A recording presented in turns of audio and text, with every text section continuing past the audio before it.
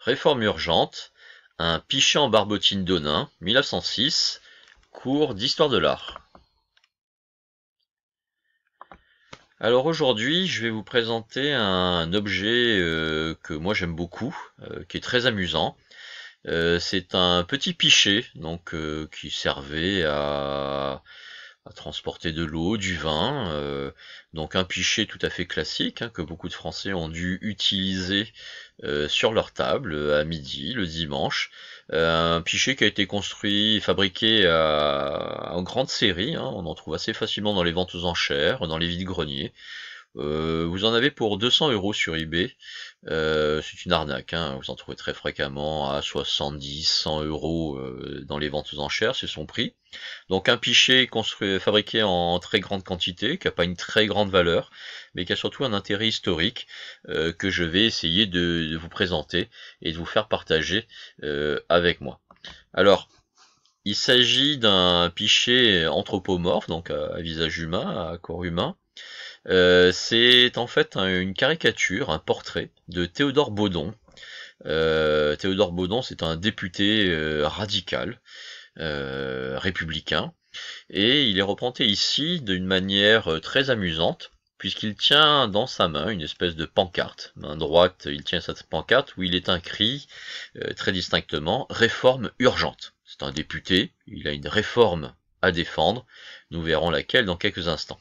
Et puis, plus amusant encore, il a dans sa main une bourse. Il y a un chiffre qui est écrit dessus, 15 000. 15 000 francs. Donc une réforme urgente à 15 000 francs. Et puis, dans la caricature, c'est assez fréquent dans les imageries populaires du 19e siècle, et même du 20e siècle, tous les hommes qui sont liés à l'argent, les députés sont souvent représentés bedonnants, pour justement leur montrer leur attachement à l'argent. Donc nous allons essayer d'expliquer un peu ce pichet, cette réforme urgente de 1906, et qui était donc Théodore Baudon. Alors Théodore Baudon, je vous dis, député radical, il est surtout entré dans l'histoire pour une réforme, cette fameuse réforme urgente. Elle a été votée en novembre 1906. Alors, réforme urgente, déjà d'abord, pourquoi urgente? Parce que, en fait, Baudon était président de la commission des comptabilités à la Chambre des députés. Et cette commission se réunit, il n'y a pas d'ordre du jour spécifiant cette réforme, mais Baudon lance une idée. Et si on passait les indemnités parlementaires de 9 000 francs, c'était ce que gagnait un député en 1906, à 15 000 francs. Donc un quasi-doublement des indemnités parlementaires. Alors ce n'était pas inscrit à l'ordre du jour, mais la proposition est adoptée par la Chambre des députés le jour même, suivie par le Sénat le jour même, et cette proposition sera promulguée dès le lendemain. C'est peut-être une des lois qui a été promulguée le plus vite de toute l'histoire parlementaire.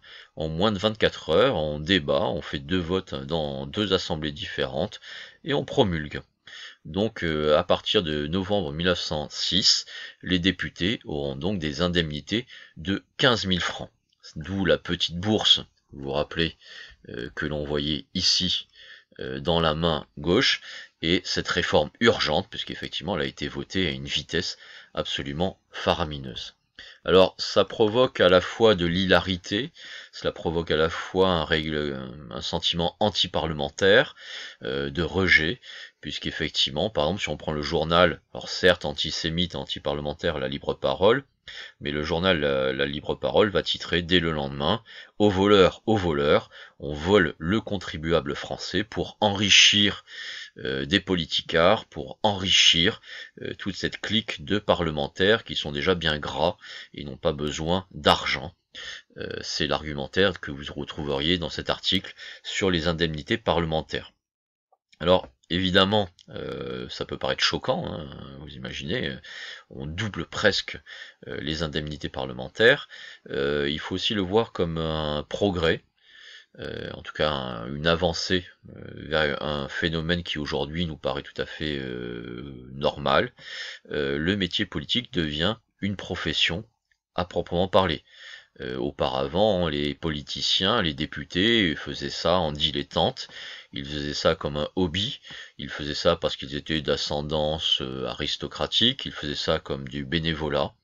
Désormais, politicien, c'est un métier à part entière, et cette réforme urgente de novembre 1906 est un premier pas vers la professionnalisation du personnel politique.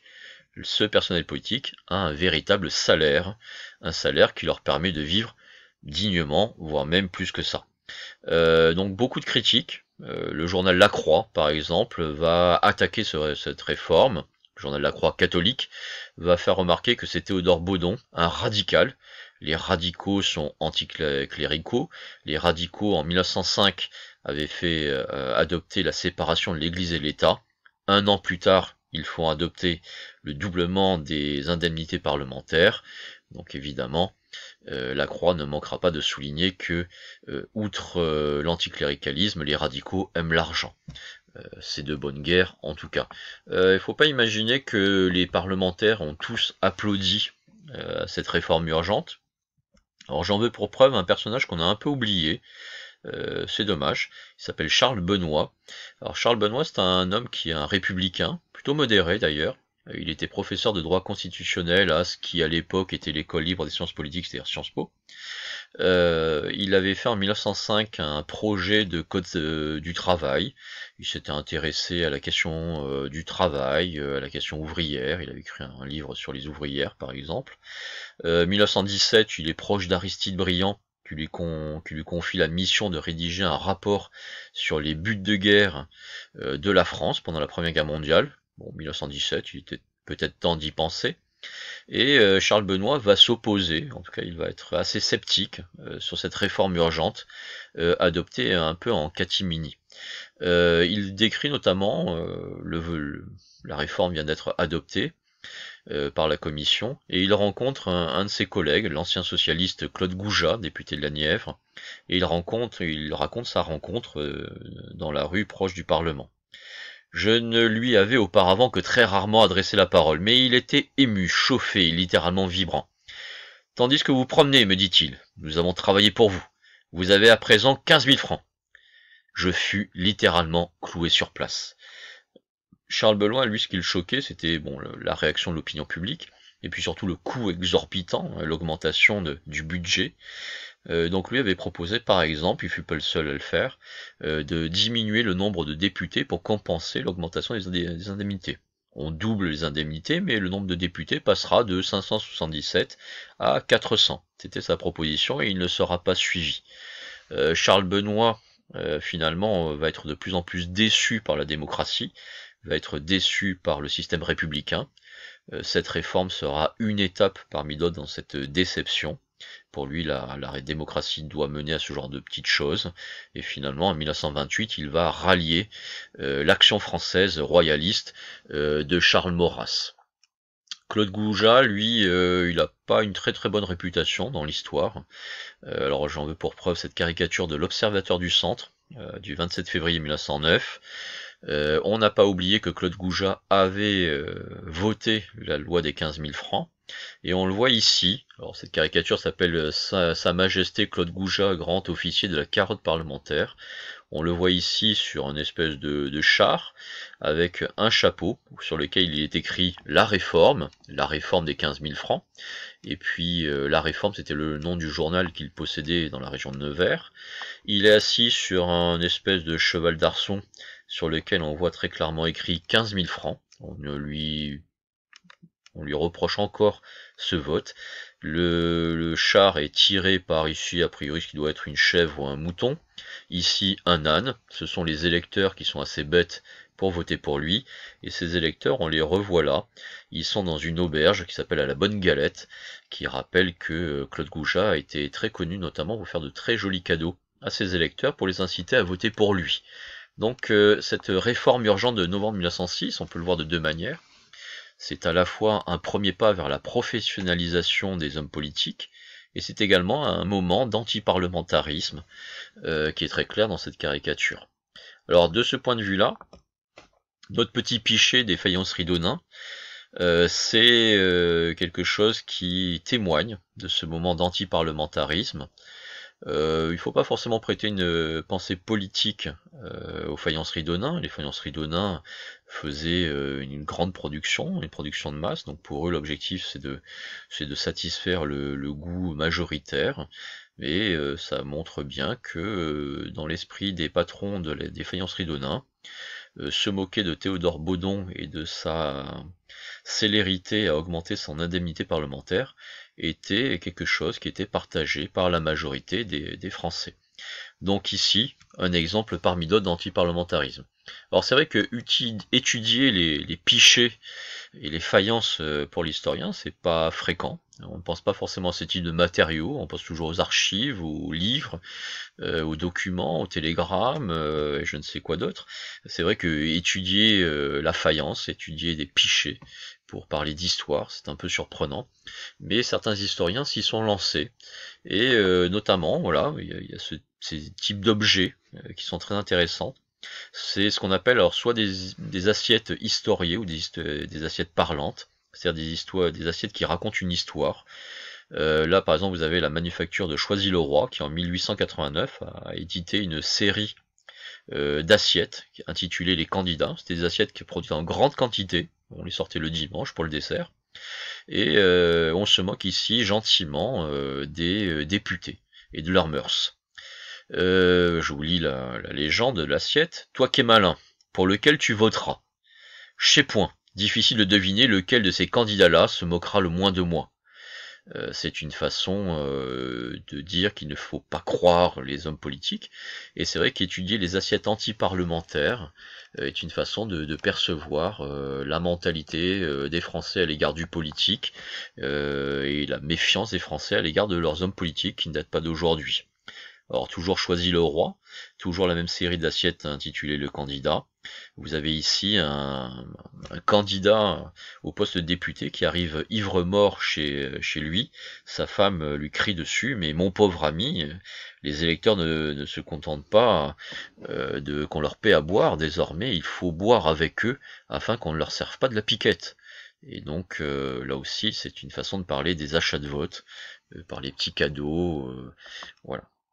Alors, les assiettes, là je vous ai parlé de l'antiparlementarisme, hein, mais on peut parler de beaucoup de choses. Alors là, par exemple, vous avez des assiettes de la manufacture de Creil-Montreux qui parlent de la guerre des Boers. Donc on peut suivre l'actualité.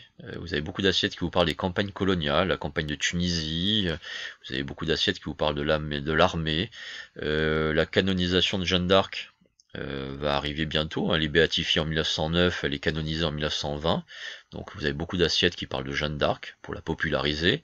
Le mythe de Napoléon Bonaparte serait peut-être pas le même si son visage n'apparaissait pas sur beaucoup d'assiettes, beaucoup de bouteilles, de pichets. Donc voilà, c'est une façon parmi d'autres de parler des perceptions de la politique et de la vie politique en France. Alors si ce petit sujet vous a intéressé, alors je vous fais quelques petits conseils de lecture. Alors d'abord un article d'Alain Garrigou, spécialiste d'histoire parlementaire, d'histoire politique. Alors c'est un article de 1992 dans la revue Politics qui s'intitule Vivre de la politique, les 15 000, le mandat et le métier, qui parle donc de cette réforme des 15 000 francs comme première étape vers la professionnalisation du personnel politique français. C'est un article très sérieux mais qui est très facile à lire, je vous le conseille. Et puis si vous avez été intéressé plutôt davantage par le côté anecdotique du pichet, alors je vous conseille les livres et les travaux de Maïté Bouissy, une historienne du 19e siècle. Alors elle ne s'est pas consacrée qu'à ça, mais elle a notamment écrit un livre sur un média de faïence. C'est vrai qu'à une époque où les Français ne savent pas lire et écrire, en tout cas pas tous, les assiettes, les faïences sont aussi un moyen de communication pour les élites, pour les personnels politiques, envers leurs électeurs, leur population, faire passer des messages. Alors c'est un livre qui est assez complet, donc sur ces assiettes. Si vous n'avez pas le temps de lire le livre de Maïté Bouissy, je vous signale qu'elle a écrit un article dans la revue Parlement en 2013, des assiettes anti-parlementaires, dans lequel elle vous explique ce nouveau médium, ce nouveau média, que sont les assiettes parlantes. Voilà, bah écoutez, moi je vous remercie en tout cas d'avoir suivi ce deuxième épisode d'Histoire de l'Art, il y en aura un troisième. En attendant, vous connaissez le slogan, il est en train de s'affiner. Ne cherchez pas les histoires, sinon vous en aurez. Au revoir à tous et à bientôt.